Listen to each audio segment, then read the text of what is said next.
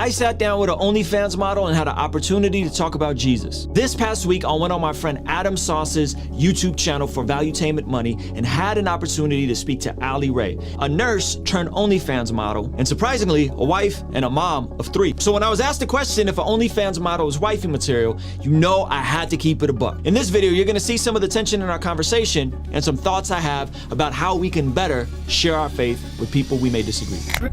Ruslan. Guys, first I gotta thank everybody that's been watching this channel, everybody that's been rocking with us. Because of folks like you supporting, subscribing, liking, getting the videos to spread, I get incredible opportunities to go on platforms like Valuetainment and have interesting conversations. And I have a question for all you guys that I'm gonna save towards the end, because I think what I'm gonna exhibit in this video can create tension, believe it or not, for Christians and conflict that's unnecessary. Second, I have to be very clear that Ali was extremely gracious, super fun, interesting to speak to, and I think defies a lot of the stereotypes that we associate with people that work in this field. So I want to also preface that she was super cool. The conversation was really fun. I encourage you guys to watch the full thing. It's rather long. It's over 2 hours long. And of course, Rebecca Barrett was also a part of the conversation. She had some really cool stuff to say.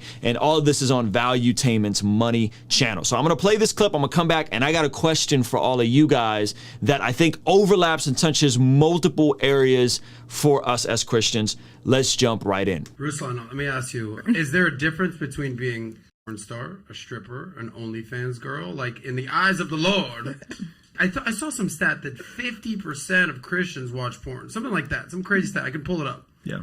But I think part of the problem I have with, like, Christianity or even the, like, televangelists is, like, the judgment. I feel like it's very judgy. Yeah. That's just me. But she's a freaking nurse. She saves lives. Good mom. Good, good wife. She happens to have sex on camera with her husband. It's random. And makes a lot of money.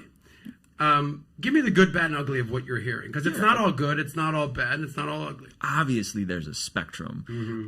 I think if we're talking in the eyes of what, again, the standard is, according to the scriptures, I think there's a standard there in terms of what is the human body designed for.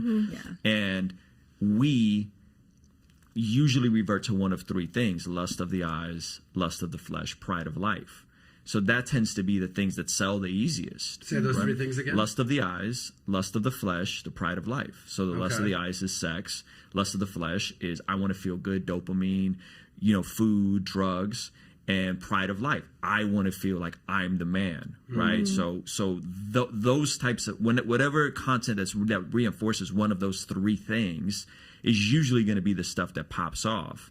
And so I love 1 Corinthians chapter 5. And if you guys have ever read the book of 1 Corinthians, it's one of the earliest books written in the New Testament. Paul's writing this church in Corinth, and this is about a decade after Jesus resurrects. And he's writing this church. So churches are growing all over, and there's this church, and Paul's writing them. And like, chapter 1, you guys are doing great. Like, keep going. Chapter 2 is like, yeah, I'm glad I didn't baptize any of you because some of you guys are kind of weird. Chapter 3, man, you guys are pretty carnal and acting pretty fleshly. Chapter 5, boom, Jerry Springer bombshell.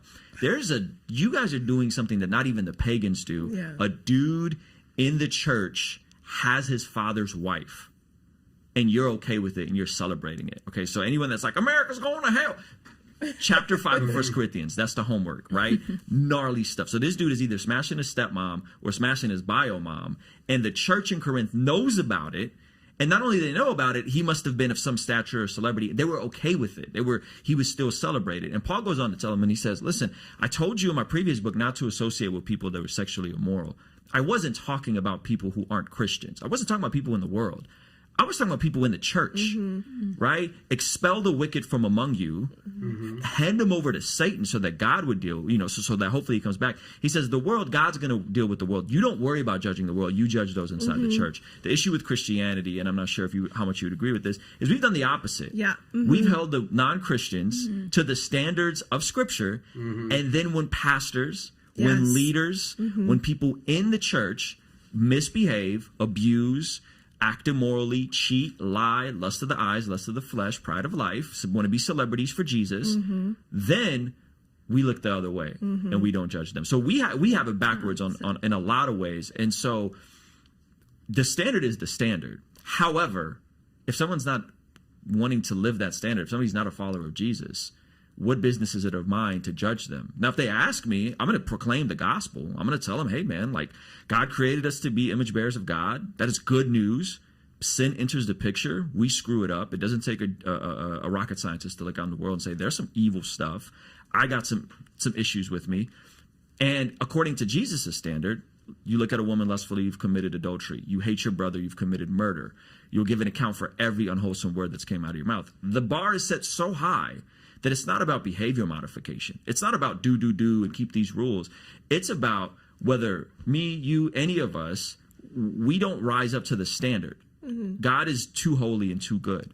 So what does God do? God, being a good, loving God, sends Jesus to live the life we couldn't live, to die the death we should have died on the cross, rises on the third day, and that creates a new pathway, and that is the good news, right? So it's not about like, I'm more morally superior. If I told you all my dirty laundry and all the stuff I've been through, I'm a scumbag, man. Like, it's but for the grace of God, there go I, right? Like, so it's not a moral superiority complex. It's saying, man, we're all jacked up, but I place my faith in Jesus. And when I place my faith in Jesus, something supernatural happened. All of a sudden, the things I used to love, sexual immorality, hooking up with girls in high school, I felt very conflicted and convicted about those things. And all the things I used to hate, church, reading the Bible, right? Being around Christians, who I used to hate being around Christians. All of a sudden I started being drawn to those things. Something supernaturally happened in my heart. I think that is the good news. And so I think what happens is, though, that's never really fully articulated. And then we go on and we're projecting something.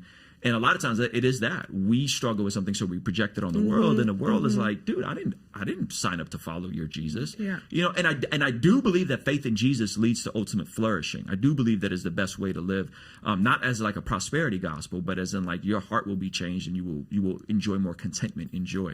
So I do believe that. So with regards to this, my question would be, honestly, is there an exit strategy? One, is there a certain dollar amount you're hoping to hit?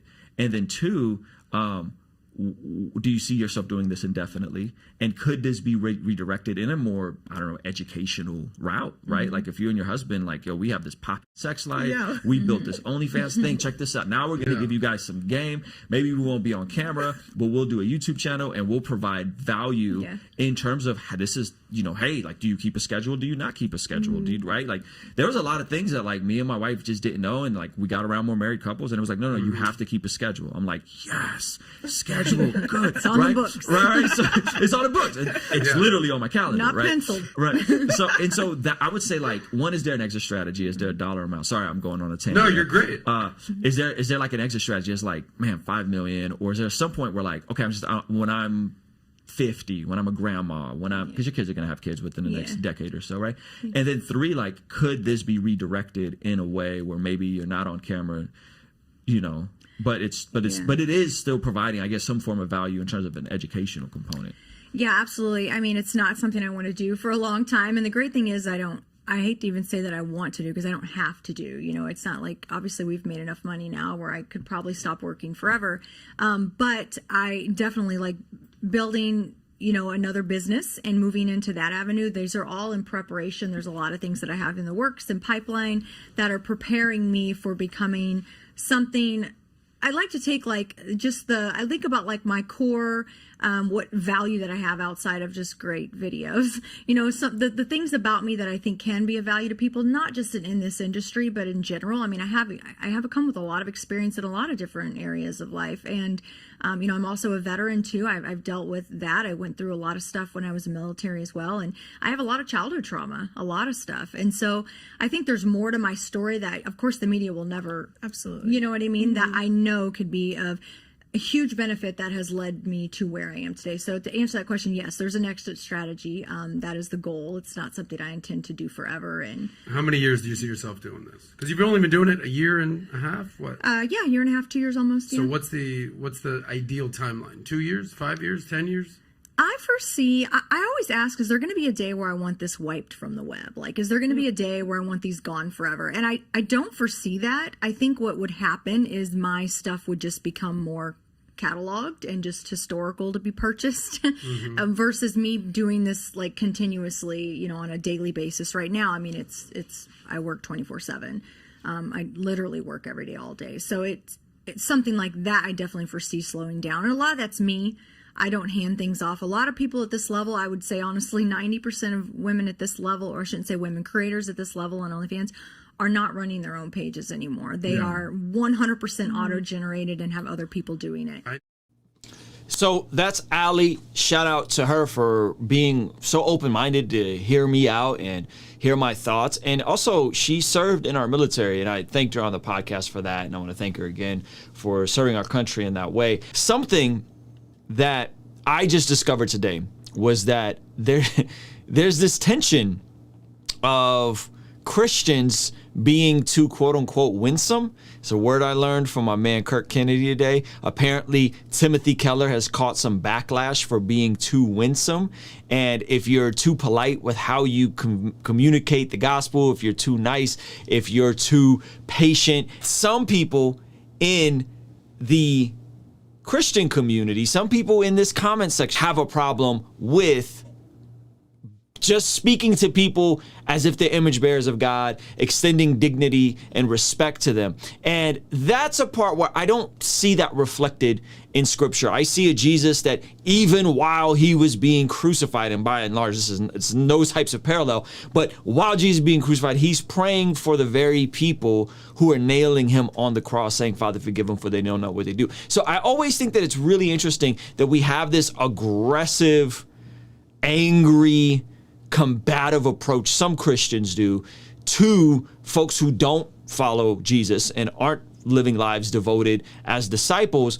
And yet we look the other way when there's all kinds of dysfunction, scandal, drama, really gnarly stuff happening. And is this the Jerks for Jesus movement? I don't know. But that's my question for you guys. I think this is a biblical approach. I think we treat everybody with dignity, honor, respect, even if we disagree with some of their lifestyle.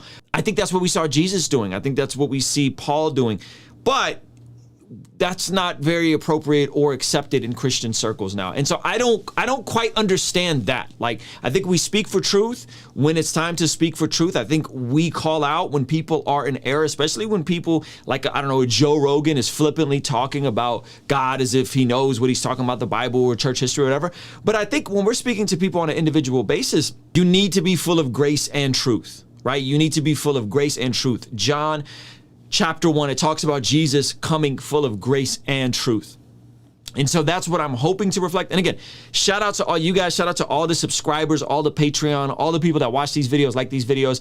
You guys are really the ones that create these sorts of opportunities for me, because now there's some value that we're bringing to these conversations, because there's an audience that cares to see these conversations play out. And we're going to continue having more of these conversations, and I'll be appearing again on Valuetainment Money channel pretty soon here. We got something in the works, so make sure you stay tuned for that. And if you want to see my unadulterated response for when Adam asked me about Joel Osteen, you could click here, tell me if I was too harsh. And there's another video YouTube recommended that you may be interested right here. Make sure you like the video, subscribe, all that good stuff. I'll see you guys over there. All right, peace.